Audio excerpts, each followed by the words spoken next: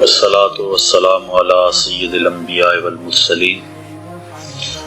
قال الله تعالى وتبارك في القرآن المجيد والفرقان الحميد. بسم الله الرحمن الرحيم. قد جاءكم من الله نور وكتاب مبين. صدق الله مولانا العظيم وصدق رسوله النبي الكريم الرؤوف الرحيم. اللهم نور قلوبنا بالقرآن وزين أخلاقنا بالقرآن وادخلنا الجنة بالقرآن ونجنا من النار بالقرآن. قال الله تعالى وتبارك في شان حبيبه مخبرا وعامرا: إن الله وملائكته يصلون على النبي يا أيها الذين آمنوا صلوا عليه وسلموا تسليما. الصلاة والسلام عليك يا رسول الله وعلى آلك وأصحابك يا محبوب رب العالمين. الصلاة والسلام عليك يا رسول الله وعلى آلك وأصحابك يا محبوب رب العالمین. تمام حمد و ثنا، تعریف و توصیف اللہ جل مجدہ الکریم کی ذات پاک کے لیے، جو خالق کائنات بھی ہے اور مالک شش جہات بھی. اللہ جل وعلا کی حمد و ثنا کے بعد حضور نبی اکرم، شفیع امم، رسول محتشم، نبی مکرم، اللہ کے پیارے، امت کے سہارے، رب کے محبوب، دانائے غیوب، مالک رقاب امم، فخر عرب و عجم، والی کون و مکان، سیاہ لا مکان، سید انس و جان، سرور لالا رخان، نیر تاباں، سرنشین مہوشاں، ماہ خوباں، شہنشاہ حسینہ، تتمہ دوراں، سر خیل زہرہ جمالاں، جلوہ صبح ازل، نور ذات لم یزل، باعث تکوین عالم، فخر آدم و بنی آدم، نیر بطحا، رازدار ما اوہا، شاہد ما تغا، صاحب علم نشرہ، معصوم آمنہ احمد مجتبیٰ، حضرت محمد مصطفیٰ صلی اللہ علیہ وسلم کے حضور ناز میں اپنی عقیدتوں، ارادتوں اور محبتوں کا خراج پیش کرنے کے بعد واجب الاحترام، ذوی الاحتشام، ذی وقار علماء کرام، معزز محترم سامعین، مہمانان ذی وقار، السلام علیکم ورحمۃ اللہ وبرکاتہ. میلاد النبی صلی اللہ علیہ وسلم کے عنوان سے آج کی یہ خوبصورت محفل منعقد ہے. اللہ تعالی جل شانہ ہماری حاضری کا ایک ایک لمحہ اپنی بارگاہ میں قبول فرمائے. آمین. آپ کے سامنے کچھ باتیں گوش گزار کر کے اپنی گفتگو کو سمیٹوں گا. اللہ تعالیٰ میری زبان پہ کلمت الحق جاری فرمائے. آمین. حضور کا تذکرہ دل نواز دلوں کے لیے باعث تسکین ہے. حضرت شیخ مہدی الفاسی مطالع المسرات شرح دلائل الخیرات میں لکھتے ہیں کہ حضور کا ذکر سن کے جس شخص کے کلیجے میں ٹھنڈ نہیں پڑتی، اس کے سینے میں دھڑکنے والا دل کسی مومن کا دل ہی نہیں ہے. یہ ہو ہی نہیں سکتا کہ حضور کا نام ہو اور تسکین نہ پہنچے. یہ کیسا دور آ گیا ہے کہ بحث کی جاتی ہے کہ ذکر رسول کرنا چاہیے یا نہیں. حضور کے ذکر کے لیے بھی بلا دلیل کی ضرورت ہے. پھولوں کا تذکرہ چل رہا ہو تو وہ بلبل کیسا جو دلیل مانگے. بات شمع کی چل رہی اور پروانہ کہے کہاں لکھا ہوا ہے. اس لیے جب حضور کا تذکرہ ہو تو اہل ایمان کے چہرے کھل اٹھتے ہیں. وہ چہروں سے پہچانے جاتے ہیں کہ حضور کا تذکرہ ان کے قلب کی تسکین کا سبب ہے. تو حضور نبی رحمت صلی اللہ علیہ وآلہ وسلم کا تذکرہ دل نواز کرنے سننے کے لیے یہاں میں اور آپ جمع ہیں. اللہ تعالیٰ مجھے آپ کو حضور کی محبتوں کا سرمایہ نصیب فرمائے. قرآن مجید سے جو بابرکت کلمات آپ کے سامنے تلاوت کیے، ان پر کچھ باتیں آپ کی گوش گزار کرنا چاہوں گا. ارشاد فرمایا: قد جاءکم من اللہ نور و کتاب مبین، بے شک تمہارے پاس اللہ کی جانب سے ایک نور اور روشن کتاب آئے۔ یہاں معتبر اور جمہور مفسرین کی رائے کے مطابق نور سے مراد ذات رسالت مآب صلی اللہ علیہ وسلم ہے۔ آنے والا اس اہتمام سے آیا کہ اللہ تعالیٰ جل شانہ نے اپنے محبوب کو پورا پروٹوکول عطا کیا۔ آنے والے کی دھوم مچی ہوئی تھی، لوگ تذکرے کر رہے تھے، کوئی کہہ رہا ہے میں جا رہا ہوں بس میرے بعد وہی آئے گا، مبشرم برسولی یاتی من بعد اسمہ احمد، اس کا نام بھی بتا دیا۔ کوئی کہہ رہا ہے لیسا بفظ ولا بغلظ، کوئی کہتا ہے اسمہ المتوکل۔ تو آنے والے کا تذکرہ ہو رہا ہے، اور پھر جب وہ آیا اللہ تعالیٰ جل شانہ نے اس آنے والے کی آمد کی خبر پورے اہتمام سے لوگوں تک پہنچائی۔ قد جاءکم من اللہ نور، ذرا غور کیجئے، قد پہلے قد ہے، پھر جا کے اوپر مد ہے، پھر شد ہے، مطلب آنے والا یوں ہی نہیں آیا بلکہ بڑی شد و مد کے ساتھ آیا، بڑے پروٹوکول سے آیا ہے۔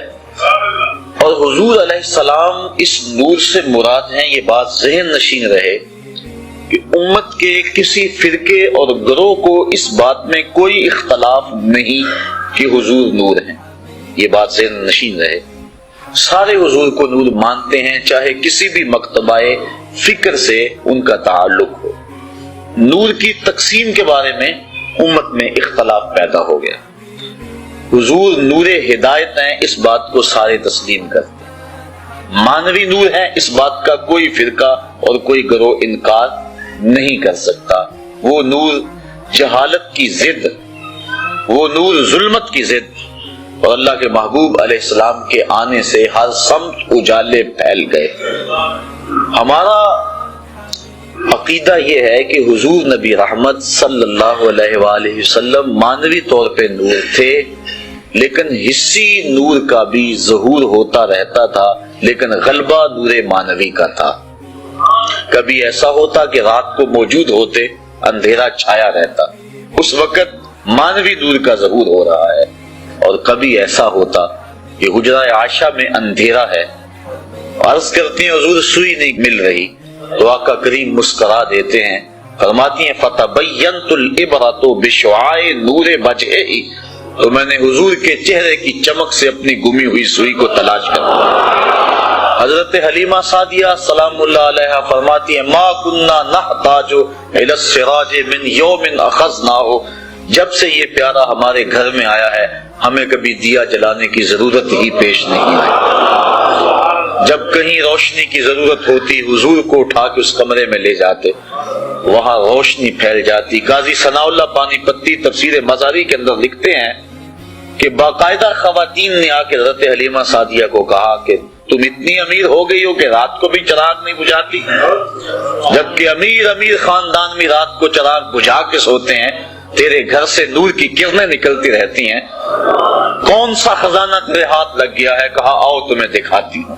عورتوں کو ساتھ لیا اور حضور پالنے میں تھے، اشارہ کر کے کہا ما کننا نحتاج الی السراج من یوم اخذناہ، جب سے یہ آیا ہے میں نے دیے توڑ دیے ہیں، دیے کی ضرورت نہ مشعل کی حاجت، عجب روشنی تو نے پائی حلیمہ۔ تو حضور جدھر گزرتے گئے اس طرف نور پھیلتا گیا، اجالے ہوتے گئے، روشنیاں پھیلتی گئی۔ بیربل ہوا ایک شخص، اکبر بادشاہ کا ہندو وزیر تھا۔ ایک دن بادشاہ اپنے محل میں بیٹھا ہے کہ سارے چراغ بجھ گئے، کسی روشن دان سے ایسی ہوا آئی کہ گھپ اندھیرا طاری ہو گیا۔ بادشاہ گھبرا گیا، تھوڑی دیر کے بعد چراغ روشن ہو گئے۔ اس نے کہا میں بہت پریشان ہوا ہوں، قبر میں کیا بنے گا؟ وہاں تو سخت اندھیرے ہوں گے، یہ تم لوگ میرے پاس تھے، آوازیں ہم ایک دوسرے کی سن رہے تھے، لیکن جی گھبرا گیا، تو اس اندھیرے میں کیا بنے گا؟ تو بیربل جو وزیر تھا اکبر کا، اس نے کہا بادشاہ سلامت، گھبرانے کی کیا ضرورت، دنیا پہ تھوڑا اندھیرا تھا، حضور آئے تو اندھیرے چھٹ گئے، اب حضور قبر میں چلے گئے ہیں، وہاں بھی اجالے ہی اجالے۔ تو حضور جن راہوں سے گزرتے وہاں روشنیاں پھیل جاتی، تو حصی نور اللہ کے محبوب علیہ السلام کا، اس کا ظہور ہوتا رہتا تھا۔ آج کس نشست کے اندر من حضور کے مانوی نور پر گفتگو کرنی ہے، جس میں امت کے کسی گروہ کا کوئی اختلاف موجود نہیں ہے۔ حضور نور ہدایت ہے، مانوی نور ہے۔ مانوی نور کسے کہتے ہیں؟ جس کو عقل نور قرار دے۔ یہ نور ہے، چمک رہا ہے، دیواروں پہ دکھائی دے رہا ہے، قوت باصرہ سے اس کا ادراک ہو رہا ہے، اس کو حسی نور کہتے ہیں۔ لیکن قرآن نور ہے، اسلام نور ہے، عدل نور ہے، سچائی نور ہے۔ یہ مانوی اعتبار سے نور ہے کہ عقل اس کو نور قرار دیتی ہے۔ اللہ کے محبوب علیہ السلام کے مانوی نور ہونے میں امت میں کوئی اختلاف نہیں کہ اللہ کے محبوب علیہ السلام جب آئے تو کائنات کی ظلمتیں چھٹ گئیں۔ اس قدر اندھیرے پھیلے ہوئے تھے، اس قدر ظلمتیں پھیلی ہوئی تھی۔ قرآن مجید کے دامن میں موجود ہے کہ جب کسی کو یہ خبر دی جاتی کہ تیرے ہاں بیٹی نے جنم لیا ہے تو اس کا منہ کالا ہو جاتا۔ آبرو بچانے کا ایک ہی راستہ تھا کہ وہ اپنی بیٹی کو اپنے ہاتھوں سے گڑھا کھود کے دھکا دے کے اوپر سے مٹی انڈھیل دے۔ اس کی چیخیں اس کے دل پہ اثر نہ کریں، وہ روتی رہے، یہ مٹی انڈھیلتا رہے۔ اگر کوئی اتنا سفاک ہے، اگر کوئی اتنا ظالم ہے تو سمجھ لو کہ وہ معاشرے میں جینے کے قابل ہے۔ اور اگر کسی کے اندر اپنی بیٹی کو اپنے ہاتھوں سے زندہ درگور کرنے کی سکت نہیں ہے تو وہ اس قابل نہیں ہے کہ وہ معاشرے میں سر اٹھا کے چلے۔ یہ عرب معاشرہ ہے جس کو قرآن مجید فرقان حمید نے بیان کیا۔ اللہ کے محبوب علیہ السلام نے آ کے اس ڈگر کو بدلا۔ حدیث آپ نے علماء سے سینکڑوں بار سنی ہوگی، لیکن شاید کبھی اس تناظر کے اندر سوچنے کا موقع نصیب نہ ہوا ہو۔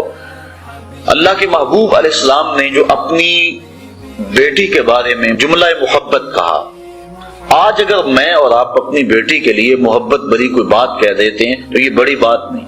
اس معاشرے کے اندر بیٹی کی آبرو ہے، بیٹی کی عزت ہے اور بیٹی کی توقیر ہے۔ ہمارے اس معاشرے کے اندر بوڑھا باپ اپنی کمر پہ بوریاں لاد لاد کے مزدوری کرتا ہے کہ میں نے بیٹی کے ہاتھ پیلے کرنے ہیں۔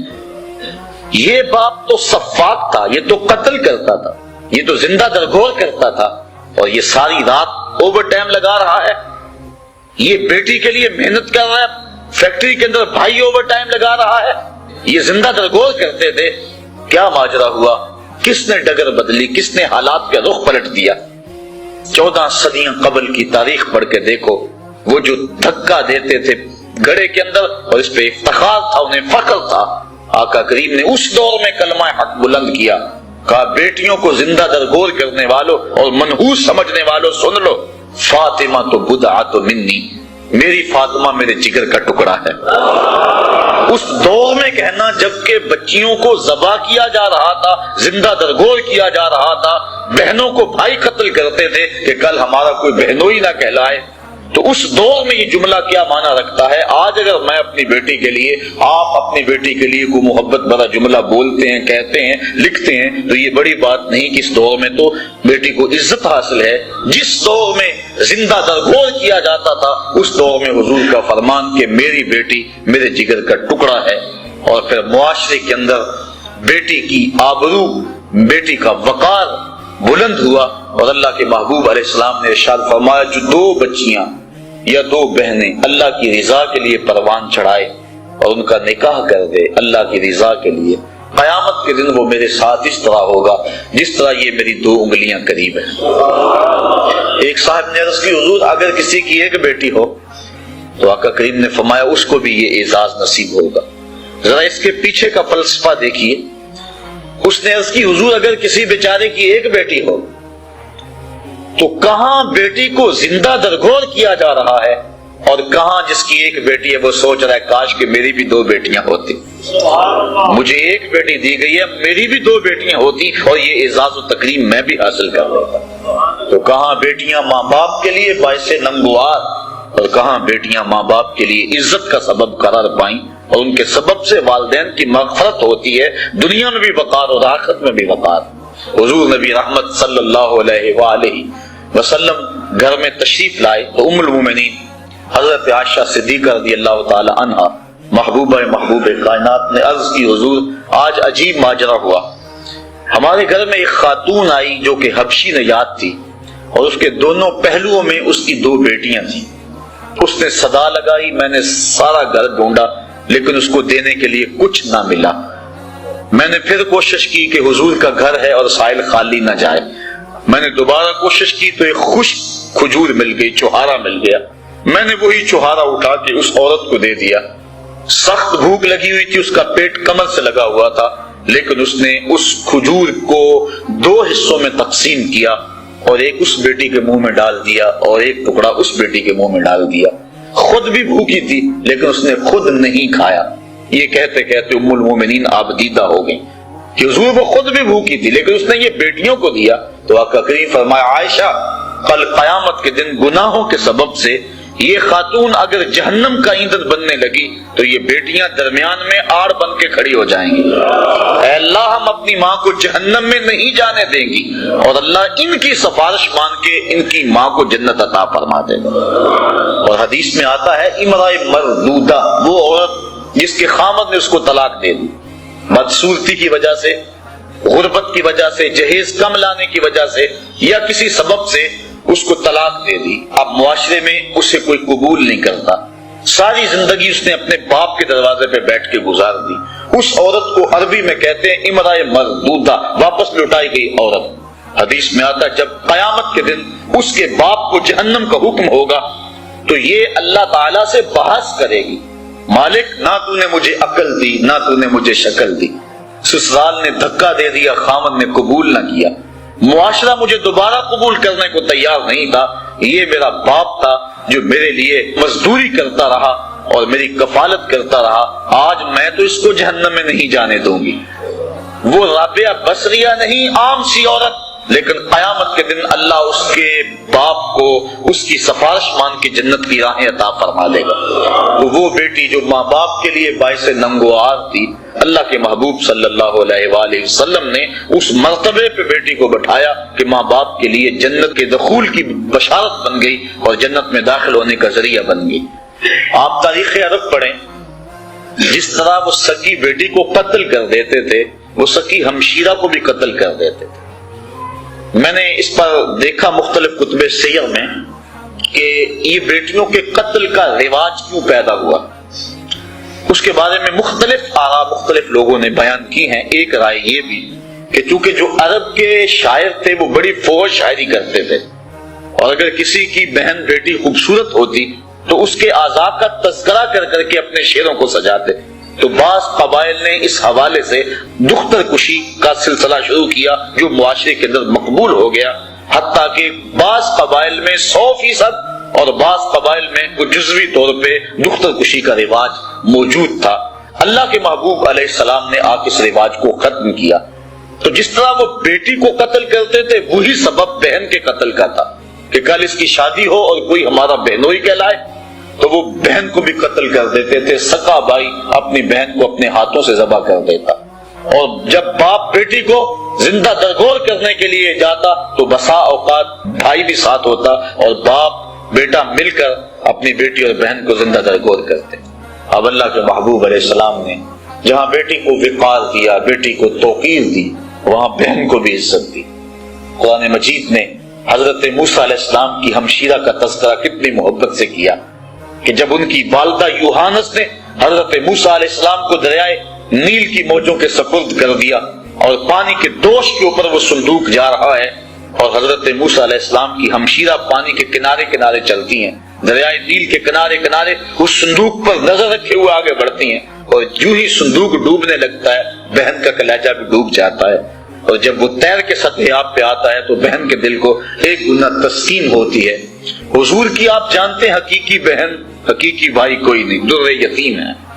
سینہ صدف میں اکیلا پرورش پانے والا موتی در یتیم کہلاتا ہے، تو بطن آمنہ کے اندر حضور علیہ السلام اکیلے پرورش پائے اور اللہ کے محبوب علیہ السلام کو در یتیم کہا جاتا ہے۔ لیکن جب حضور حضرت حلیمہ سعدیہ سلام اللہ علیہا کے گھر دودھ پینے کے لیے کچھ عرصے کے لیے گئے تو حضرت حلیمہ سعدیہ کی ایک بیٹی تھی جن کا نام شیما یا شیما مختلف کتب سیر میں موجود ہے۔ وہ حضور کو اپنی گود میں اٹھا کر قبیلہ بنو سعد کے کھلے میدان میں آ جایا کرتی تھی، اور آپ نے بھی دیکھا ہوگا ہمارے دیہاتوں میں یہ رواج موجود ہے اب بھی، کہیں تو دم توڑ گیا لیکن آج بھی رواج جگہ جگہ موجود ہے کہ شام کے وقت جب عورتیں کھانا پکانے میں مصروف ہوتی ہیں تو بہنیں اپنے بھائی اٹھا کر باہر کھلی جگہ پہ لے آتی ہیں، اور ہر بہن کا مزاج یہ ہے کہ میرے بھائی سے سونا زمانے میں کوئی نہیں۔ وہ ایک مفکر نے کہا ہے کہ خوبصورتی دیکھنے والے کی آنکھ میں ہوتی ہے، تو ہر بہن کا مزاج ہے چاہے کالا کلوٹا کیوں نہ اس کا بھائی، اسی لیے چندہ ماموں کہا جاتا ہے نا، ہر بہن اپنے بھائی کو چاند کہتی ہے۔ جب بچیاں اپنے ویر لے کر قبیلہ بنو سعد کے میدان میں آتی تو ہر کوئی کہتی کہ میرے بھائی کا جوڑ نہیں۔ اگر کسی کی رنگت کالی ہوتی تو وہ نقوش کو معیار حسن قرار دیتی کہ حسن کا تعلق رنگت سے نہیں نقوش سے ہے، میرے بھائی کے نقوش تو دیکھو۔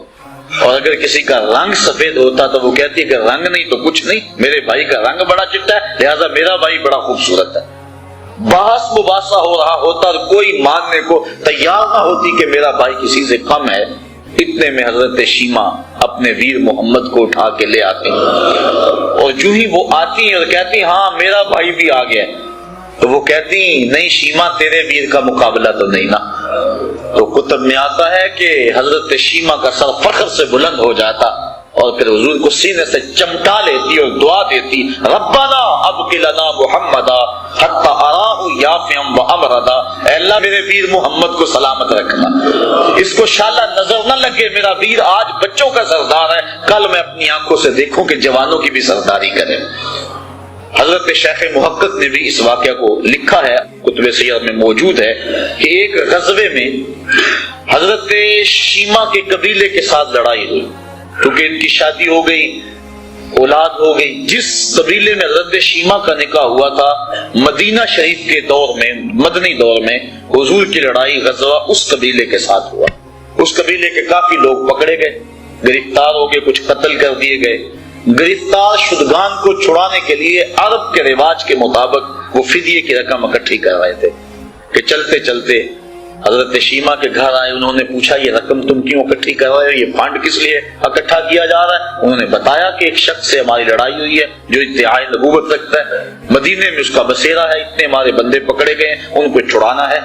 کہا کیا نام ہے اس کا؟ کہا نام اس کا محمد ہے صلی اللہ علیہ وسلم۔ بس آنکھوں سے آنسو جاری ہو گئے۔ کہا اچھا اس نے تمہارے بندے پکڑے؟ کہا ہاں۔ کہا پھر رقم اکٹھی نہ کرو۔ کہا کیوں؟ کہا مجھے ساتھ لے چلو۔ کہا تو کیا کرے گی؟ کہا میں تمہارے بندے چھڑا کے لاؤں گی۔ کہا تو کیسے چھڑائے گی؟ کہا وہ میرا ویر لگتا ہے، وہ میرا بھائی لگتا ہے۔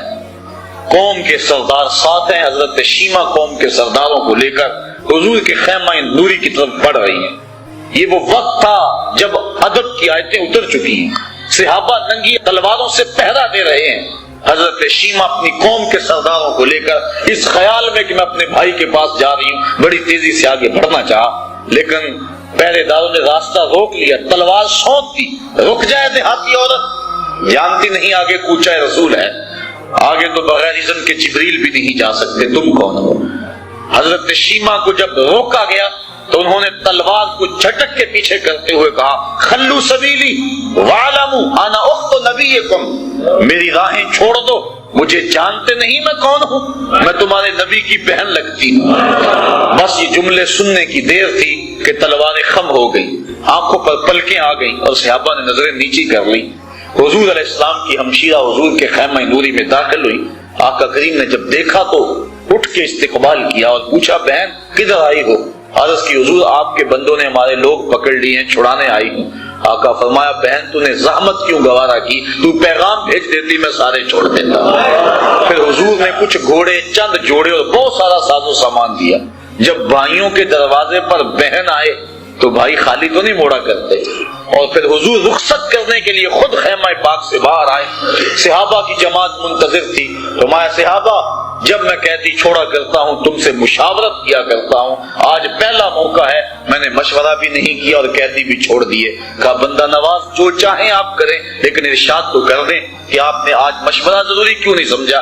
فرمایا آج میرے دروازے پہ میری بہن آ گئی تھی. تو دنیا کے سامنے عملاً بہن کے وقار کو رکھا. جس معاشرے میں بیٹی کی توقیر نہیں تو اس معاشرے کو بیٹی کی توقیر سکھائی. بہن کی آبرو نہیں تھی، عملاً بہن کی آبرو لوگوں کے سامنے رکھی. سوتیلی ماں ترکے میں بٹتی تھی اور سکی ماں کی بھی عورت ہونے کے ناطے سے آبرو نہیں تھی، لیکن اللہ کے محبوب نے قولاً اور عملاً ماں کی آبرو لوگوں کے سامنے رکھی. الجنت تحت اقدام الامہات، جنت تو ماں کے قدموں کے سائے تلے، ماں کے قدموں تلے جنت بچھا دی. اور حضور نے عملاً لوگوں کے سامنے ماں کا پیار بیان فرمایا. الحاوی للفتاوی نے اس واقعہ کو بیان فرمایا. حضرت امام جلال الدین سیوطی رحمۃ اللہ تعالی علیہ نے آپ فرماتے ہیں کہ ایک دن اللہ کے محبوب صلی اللہ علیہ وآلہ وسلم تشریف فرما تھے. نماز عصر پڑھانے کے لیے حضور تشریف لائے. تا حد نظر صحابہ کا اجتماع کثیر تھا. جو ہی حضور جلوہ گر ہوئے، حضور نے مسجد نبوی کے اندر قدم رکھا، حجرہ عائشہ سے نکلے، سارے صحابہ ادب سے کھڑے ہو گئے. بس پھر حضور کی آنکھیں برسنے لگی، ایک ٹھنڈی ہوا بھری، اور حضور نے وہ جو الفاظ کہے وہ الحاوی کے اندر موجود ہیں. فرمایا لو ادرکت والدی او احدہما، کاش آج میرے ماں باپ زندہ ہوتے. انسان نے جب دکھوں کا دور دیکھا ہو، بعد میں اللہ خوشحالیاں دے دے تو انسان آرزو کرتا ہے کہ میرے ماں باپ نے میرے دکھوں کا دور دیکھا، میرے سر پہ عزتوں کی سجی ہوئی دستار بھی دیکھتے، مجھے غربت میں دیکھا، امارت اور دولت کی ریل پیل بھی دیکھتے. تو حضور علیہ السلام اس وقت پیدا ہوئے تھے جب باپ کا سایہ سر پہ نہیں تھا، اور 6 سال کی عمر ہے کہ والدہ بھی انتقال کر گئیں. ابوا کی ریت ہے، مدینہ المنورہ سے واپس آ رہے ہیں، 6 سال کی عمر ہے، 3 نفوس پہ مشتمل قافلہ ہے، حضرت ام ایمن، حضور اور حضرت آمنہ سلام اللہ علیہا. جب ابوا کی ریت کے ٹیلوں میں پہنچے تو سخت بخار ہو گیا. حضرت آمنہ سمجھ گئی کہ میرا یہ بخار جان لیوا ثابت ہوگا، تو انہوں نے ام ایمن کو بلایا، کہا میرے اس بیٹے کو بحفاظت امیر قریش عبد المطلب تک پہنچا دینا. اور پھر حضور کو سامنے بٹھا کے آخری باتیں کرنا چاہیے، لیکن ضبط کے بندھن ٹوٹ گئے اور آنکھوں سے چھم چھم آنسو ٹپکنے لگے. بمشکل چند باتیں کر سکی جو تاریخ نے محفوظ کر لی. ابن حشام نے سیرت نبویہ کے اندر الفاظ کو لکھا. حضور کے سر پہ حضرت آمنہ نے ہاتھ رکھا، کہا بیٹا ہر نئی چیز نے پرانی ہو جانا ہے، ہر باقی نے فنا ہو جانا ہے. میں بھی جا رہی ہوں بذکر باق، لیکن میرا ذکر نہیں مٹے گا. وولدت طہرا، اس لیے کہ تیرے جیسا ستھرا بیٹا چھوڑ کے جا رہی ہوں. جن ماؤں کے بیٹے اتنے اچھے ہوں ان ماؤں کے تذکرے نہیں مٹا کرتے. یہ جملے کہے اور حضرت آمنہ کا انتقال ہو گیا.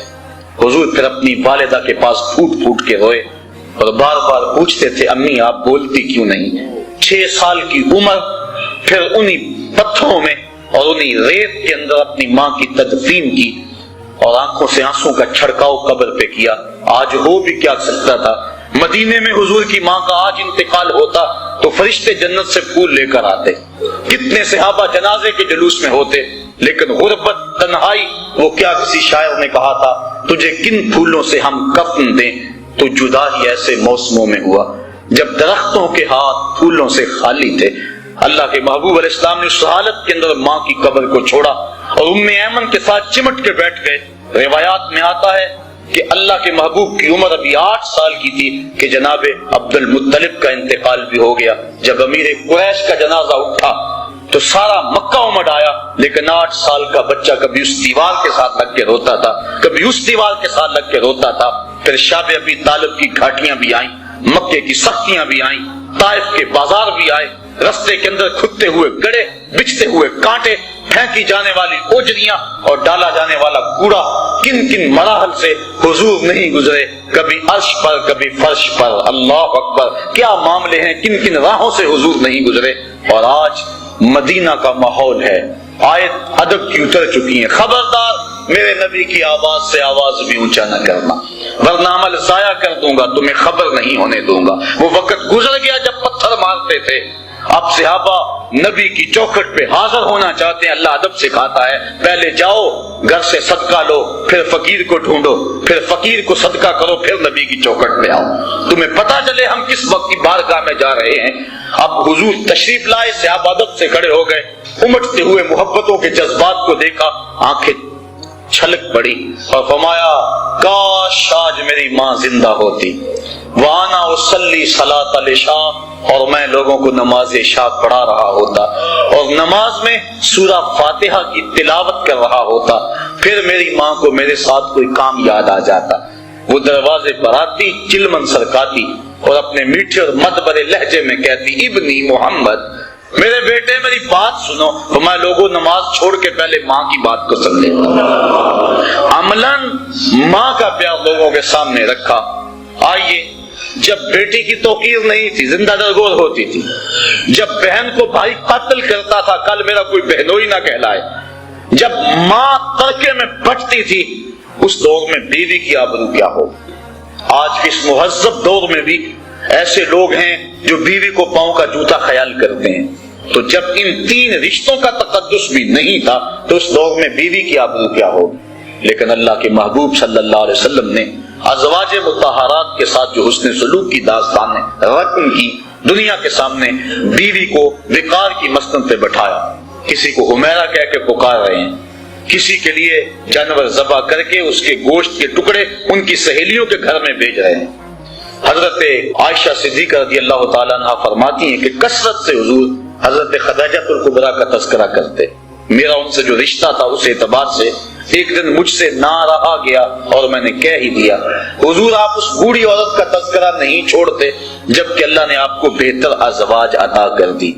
بس پھر حضور غصے میں آ گئے، فرمایا عائشہ مجھے خدیجہ کے بارے میں تکلیف مت دو، جب پورے مکے نے میرا انکار کیا تھا اس نے میرا اقرار کیا تھا، اس کا تذکرہ میں کیسے چھوڑ سکتا ہوں، جب زمانہ میرا مخالف تھا اس نے میرا ساتھ دیا تھا۔ فرماتے ہیں اس کے بعد کبھی بھی میں نے ان کے بارے میں کوئی بات نہیں کی۔ اور حضرت فاطمہ زہرا رضی اللہ تعالیٰ عنہ فرماتی ہیں جب میری والدہ حضرت خدیجہ الکبریٰ کا وقت آخر آیا، انہوں نے کہا بیٹا جاؤ اپنے باپ سے چادر مانگ لاؤ۔ میں حاضر ہوئی، حضور نے پوچھا بیٹا اپنی ماں سے پوچھو چادر کیا کرنی ہے۔ میں پوچھنے کے لیے آئی تو حضور بھی پیچھے آ گئے۔ حضرت خدیجہ نے عرض کی حضور اس وقت جو کیفیت ہے مجھے محسوس ہو رہا ہے کہ وقت آخر ہے، میں چاہتی ہوں کہ اس چادر سے مجھے کفن دیا جائے تاکہ اس کی برکت مجھے قبر میں برزخ میں نصیب ہو۔ اب سنیے لفظ اللہ کے محبوب نے جو اس موقع پہ فرمائے، اللہ کے محبوب نے اس موقع پہ جب حضرت خدیجہ نے یہ جملے کہے آنکھیں چھلک پڑی اور فرمایا خدیجہ تو نے تو چادر مانگی ہے، لو اردت جلدی لا آتیتو کہ اگر تو میری جلد بھی مانگتی میں وہ بھی اتار کے دے دیتا۔ بیوی کے ساتھ محبت کی یہ داستان اور محبوبہ کی مسند کے اوپر اللہ کے محبوب نے بٹھایا۔ غلام کی تذلیل جو عرب معاشرے میں تھی، اگر آقا کی مرضی کے بغیر غلام دھوپ سے اٹھا کے جوتے چھاؤں میں رکھ لیتا تو تاریخ عرب پڑھے کہ آقا کوڑے برساتا، تو متکبر اور خود سر ہو گیا کہ تو نے مجھ سے پوچھا نہیں اور پوچھنے کے بغیر تو نے میرے جوتے کو ہاتھ لگایا۔ وہ کہتا کہ جوتے خراب ہو رہے تھے آپ اندر تھے، میں نے کہا کہ میں اس کو چھاؤں میں رکھ دوں، لیکن آقا اس پہ بھی کوڑے برساتا ہے کہ تو متکبر ہو گیا، تو نے پوچھنا گوارا نہیں کیا۔ جس معاشرے میں غلام کی یہ حیثیت ہو، توجہ چاہوں گا آپ کی، اس معاشرے میں عرشوں کا راہی جب عرش سے واپس آئے اور بلال کو قریب کر کے کہے بلال تو کون سا نیک عمل کرتا ہے، میں نے جنت میں تیرے قدموں کی آہٹ کو سنا ہے، کیا خیال ہے دور غلامی کی ساری تھکن اتر نہیں گئی ہوگی اور غلام فرش اٹھ کے فراز عرش پہ نہیں پہنچ گیا ہوگا؟ جو غلام اتنی حیثیت بھی نہیں رکھتا کہ آقا کا جوتا اس کی مرضی کے بغیر اور اذن کے بغیر ہاتھ لگا سکے، تو آقا اسے پوچھ رہا ہے کہ دشمن امڑے آئے ہیں، ان کی فوجیں سامنے ہیں، اب بلال بتا کیا کیا جائے۔ یہی تعلیم تھی کہ حضرت عمر فاروق قریشیوں کے سردار کالے رنگ کے بلال کا ہاتھ چوم کے آنکھوں سے لگاتے ہیں اور کہتے ہیں یا بلال انت سیدنا، بلال لوگ تجھے غلام کہیں ان کی مرضی، میرا تو آقا لگتا ہے نا۔ تو یہ عزت تھی، یہ توقیر، بلکہ معاشرے کے وہ پسے ہوئے طبقے جن کو نظر انداز کیا جاتا تھا، آج ہمارے اس معاشرے میں اگر کوئی شخص یتیم ہو جاتا ہے بچہ تو وہ زیادہ محبتیں سمیٹتا ہے، لیکن عرب معاشرے کی تاریخ پڑھے، اللہ تعالیٰ نے قرآن مجید کے اندر ارشاد فرمایا سورۃ الماعون کے اندر کہ یہ وہ ہیں جو یتیموں کو دھکے دیتے ہیں، فَذَلِكَ الَّذِي يَدُعُّ الْيَتِيمَ، یہ قرآن نے یوں ہی نہیں کہا، تاریخ میں آتا ہے وہ یتیموں کو منحوس سمجھتے تھے، اگر ہمارے بچوں سے یہ ملے تو ہمارے بچوں میں نحوست نہ آ جائے، تو یتیموں کو دروازوں سے دھتکار کیا کرتے تھے۔ لیکن اللہ کے محبوب نے کیا فرمایا سنیے ذرا۔ ایک دن مجلس صحابہ لگی تھی، حضور جلوہ گر تھے، ایک صحابہ آئے، عرض کی حضور دعا کیجئے، میرا بچہ صبح سے گم ہے، مل نہیں رہا، کہ میرا بچہ مجھے مل جائے، میں بےتاب، اس کی ماں الگ رو رہی ہے۔ قبل اس سے کہ حضور ہاتھ اٹھاتے اور دعا کرتے، اسی مجلس میں ایک شخص بیٹھا تھا جو بعد میں آیا تھا، عرض کی حضور اس کے بچے کو ابھی فلاں باغ میں بچوں کے ساتھ کھیلتا ہوا ابھی دیکھ کر آیا ہوں۔ بس باپ نے سنا نہ آؤ دیکھا نہ تاؤ اور دوڑ لگا دی، صبح سے بچھڑا ہوا تھا، خبر مل گئی، آقا کریم فرمایا اس کو ذرا آواز دو، بلایا گیا، کہا بڑی جلدی ہے حضور آپ جذبات جانتے ہیں، صبح سے باپ بچھڑا ہوا ہے اور گلی گلی ڈھونڈ رہا ہے بیٹے کو، بیٹا مل نہیں رہا، ماں الگ رو رہی ہے بیٹے کی، اب جب خبر ہوئی ہے تو جلدی اسے ملنا چاہتا ہوں، کہا ضرور جاؤ، لیکن ایک بات میری بھی یاد رکھنا، جب باغ کے دروازے پر پہنچنا اور بچوں کو مشترک کھیلتے ہوئے تم دیکھو گے تو تم نے اپنے بیٹے کا نام لے کے اسے آواز دینی ہے، اسے بیٹا کہہ کے آواز نہیں دینی۔ عرض کی حضور اگر میں اسے بیٹا کہہ کے آواز دے دوں حرج کیا ہے جبکہ وہ میرا بیٹا ہے؟ فرمایا تم کیا جانو، ہو سکتا ہے ان بچوں میں کوئی یتیم بچہ بھی کھیل رہا ہو، اور جب تم اپنے بچے کو بیٹا کہہ کے پکارو گے تو اس کے جذبات پہ کیا گزرے گی؟ آج میرا باپ ہوتا تو مجھے بھی بیٹا کہہ کے پکارتا۔ تو حضور نے یتیم کی نزاکت قلبی کا لحاظ کرتے ہوئے کہا کہ تم نے یہ شوق پورا کرنا ہے تو گھر پورا کر لینا، لیکن جب بچے مشترک کھیل رہے ہوں تو اس وقت تم نے اپنے بیٹے کو بھی آواز دینی ہے تو بیٹا کہہ کے نہیں پکارنا۔ یہ شریعت کا مزاج ہے۔ بیوہ کے سامنے اپنی بیوی سے پیار نہ کرو، یتیم کے سامنے اپنے بچے سے پیار نہ کرو، غریب کے سامنے اپنی دولت کی نمائش نہ کرو۔ حضور نے فرمایا کہ اپنے گوشت کی خوشبو سے ہمسائے کو تکلیف نہ دو، یا تو تھوڑا سا پانی زیادہ ڈال لو اور شوربے کی ایک پیالی ہمسایوں کے گھر بھی بیچ دو، اور اگر یہ نہیں کر سکتے تو ایسے وقت کے اندر تم گوشت پکاؤ کہ ہمسائے کے بچے سو چکے ہوں۔ اگر بچے ضد کر بیٹھے مچل گئے تو ان کا مداوا کس کے پاس ہوگا؟ مزدور اور غریب باپ کہاں سے گوشت لائے گا؟ دوپہر کو سلا دیتی ہے بچوں کو وہ اس ڈر سے گلی میں پھر کھلونے بیچنے والا نہ آ جائے۔ لیکن ہماری حالت کیا ہے؟ ہم تو لوگوں کی غربت کا مذاق و تمسخر اڑاتے ہیں۔ ہم شادی کے موقع پہ اپنی بیٹی کو جو جہیز دینا ہوتا ہے اس کو چارپائیوں پہ بچھا دیتے ہیں، اور ایک عورت جا کے پورے محلے میں پیغام دے کے آتی ہے کہ ہماری بیٹی کا جہیز دیکھ جاؤ۔ تم نے دیا تو اپنی بیٹی کو، لوگوں کو کیوں دکھلاتے پھرتے ہو؟ اس کو کہتے ہیں رسمیں وکھالا۔ یہ کسی نے نہ سوچا کہ جو بچیاں جہیز دیکھنے کے لیے آئیں ان میں یتیم بچیاں بھی ہوں گی، ان میں اس مزدور کی بیٹی بھی ہوگی جو بوڑھی کمر پہ بوریاں لاد کے مزدوری کرتا ہے کہ میں نے اپنی بیٹیوں کے ہاتھ پیلے کرنے ہیں، لیکن اس غریب بچی کا کوئی رشتہ قبول کرنے کے لیے تیار نہیں ہے کہ یہ جہیز کہاں سے دیں گے۔ تو جو کچوکے، جو زخم اس خاتون اور اس لڑکی کے دل پہ لگیں گے اس کا مداوا کس کے پاس ہے؟ تارا ٹوٹتا سب نے دیکھا، یہ نہ دیکھا ایک نے بھی، کس کی آنکھ سے آنسو ٹپکا، کس کا سہارا چھوٹ گیا۔ تو ہم نے اس انداز سے اپنی دولت کی آزمائش کی، اپنی شادیوں کو اس انداز سے مرتب کیا کہ غریبوں کا جینا دوپر ہو گیا، ہم نے لوگوں کے لیے عذاب بنا کے رکھ دیا۔ آقا کریم نے یہاں تک کہا کہ گوشت کی خوشبو سے ہمسائے کو بھی تکلیف نہ دو، تو کہا کہ اپنے اس بیٹے کو بیٹا کہہ کے نہیں پکارنا، کسی یتیم کے دل پہ چرکا نہ لگ جائے۔ تو معاشرے کے وہ پسے ہوئے طبقے جن کی نزاکت قلبی کا کبھی کسی نے خیال نہیں رکھا، اللہ کے محبوب نے ان کو کہاں اور کس منصب پہ بٹھا دیا۔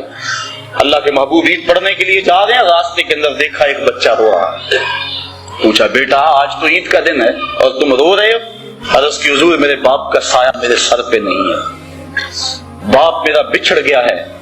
علامہ اقبال علیہ رحمہ نے نالہ یتیم کے نام سے ایک نظم انجمن حمایت اسلام لاہور کا جو دارالشفقت یتیم خانہ ہے اس کے سالانہ اجلاس میں پڑھی تھی، جس میں ہلال کو خنجر سے تشبیہ دی کہ جب چاند چڑھتا ہے پہلی رات کا تو یتیم کا کلیجہ چیر دیتا ہے، لوگ تو خوشی سے شور مچاتے ہیں اور وہ اپنے دروازے بند کر کے روتا ہے، اس کو اپنا باپ یاد آتا ہے۔ تو اقبال نے پھر یتیم کو پکڑ کے حضور کی چوکھٹ پہ تصور میں پیش کیا، اور یہی سہارا تھا یتیم کا، اور آقا نے امت سے کہا جو انہوں نے تخیل پیش کیا کہ گر تم سمجھو تو 100 باتوں کی یہ ایک بات ہے، آبرو میری یتیمی کی تمہارے ہاتھ ہے۔ تو امت کو یتیم سے محبت کا درس دیا۔ آقا کریم نے فرمایا بیٹا تم کیوں رو رہے ہو؟ کہا حضور میرے باپ کا سایہ سر پہ نہیں، عیدگاہ میں انتظار ہو رہا ہے، اہم اجتماع ہے، لیکن حضور اس بچے کو لے کے گھر پلٹ آئے اور کہا کس کو جو حسنین کو لباس اور جوڑے پہنائے گی وہی پہناؤ۔ کھانا دیا گیا، بچے کو تیار ہو گیا۔ پھر اللہ کے محبوب صلی اللہ علیہ وآلہ وسلم نے اس بچے کو جب خوش دیکھا اور پھر حضور نے اس کا احساس محرومی ختم کرنے کے لیے اس کو قریب کیا اور فرمایا اما ترضى ان محمدا ابوک وعائشہ امک وفاطمہ بنت محمد اختک، بیٹا کیا تو پسند نہیں کرتا کہ محمد تیرا باپ لگے، عائشہ تیری ماں لگے اور فاطمہ تیری باجی لگے؟ اس نے کہا اگر یہ مجھے رشتے مل جائیں تو پھر مجھے کیا چاہیے؟ کہا آج کے بعد یہ رشتے تیرے ہوئے۔ اور پھر انگلی تھامے حضور عیدگاہ کی طرف اس بچے کو لے کے جا رہے ہیں، اور بھی بچے اپنے اپنے ماں باپ کے ساتھ جا رہے ہیں، لیکن وہ یتیم زبان حال سے کہتا ہے تھا تو یتیم، لیکن آج مزہ آ گیا، مصطفیٰ کی انگلی تھامے جا رہا ہوں۔ معاشرے کے وہ پسے ہوئے طبقے، اللہ کے محبوب مسجد نبوی میں تشریف فرما ہے، ایک خاتون دروازے پہ کھڑی ہوئی اور یوں حضور کو ہاتھ سے اشارہ کر کے بلایا۔ صحابہ کو یہ عمل بڑا ناگوار لگا، لیکن حضور اٹھ کے اس کی بات سننے کے لیے دروازے پہ چلے گئے۔ اللہ اکبر، آج ہر شخص کو اپنے سٹیٹس کا خیال رہتا ہے، لیکن حضور سے بڑا سٹیٹس کس کا ہو سکتا ہے؟ اس کی بات سننے کے لیے دروازے پہ چلے گئے۔ آقا کریم نے فرمایا ہاں کہو کیا کہنا ہے؟ اس نے کہا میں نے آپ سے کوئی باتیں کرنی ہیں۔ کہا کرو۔ کہا یہاں نہیں کرنی۔ کہاں کرنی ہے؟ کہا مسجد سے بعد جو کھلا میدان ہے وہاں آؤ، وہاں کرنی۔ آقا کریم باہر چلے گئے، کڑکتی دھوپ، چل چلاتا ہوا ماحول اور مدینے کی سرزمین، اور اس وقت کی بے تکی باتیں حضور سن رہے ہیں۔ گھنٹے گزر گئے، حضرت عمر فاروق فرماتے ہیں ہمیں بڑا غصہ آ رہا تھا لیکن کہہ کچھ نہیں سکتے تھے کہ حضور خود ہی تو سن رہے ہیں۔ جب گھنٹوں اس نے اپنی باتیں سنائی، آقا کریم صلی اللہ علیہ وآلہ وسلم سنتے رہے۔ جب وہ خود تھک کے جانے لگی تو ہم نے عرض کی بندہ نواز، پورے مدینے میں یہ تاثر ہے اس عورت کا توازن عقلی ٹھیک نہیں ہے، آپ کا وقت قیمتی، بدن نازک، دھوپ میں اور بے مقصد باتیں، آپ ایسی ویسی عورتوں کی باتیں کیوں سنتے ہیں؟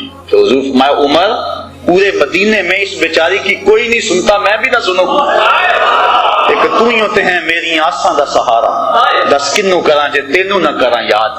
اور اس عورت کو بلا کر کہا جب دکھڑے زیادہ ہو جائیں مدینے کی جس گلی، جس کونے، جس نکڑ پہ چاہے کھڑا کر کے محمد کو دکھڑے سنا لیا کر۔ جس آقا نے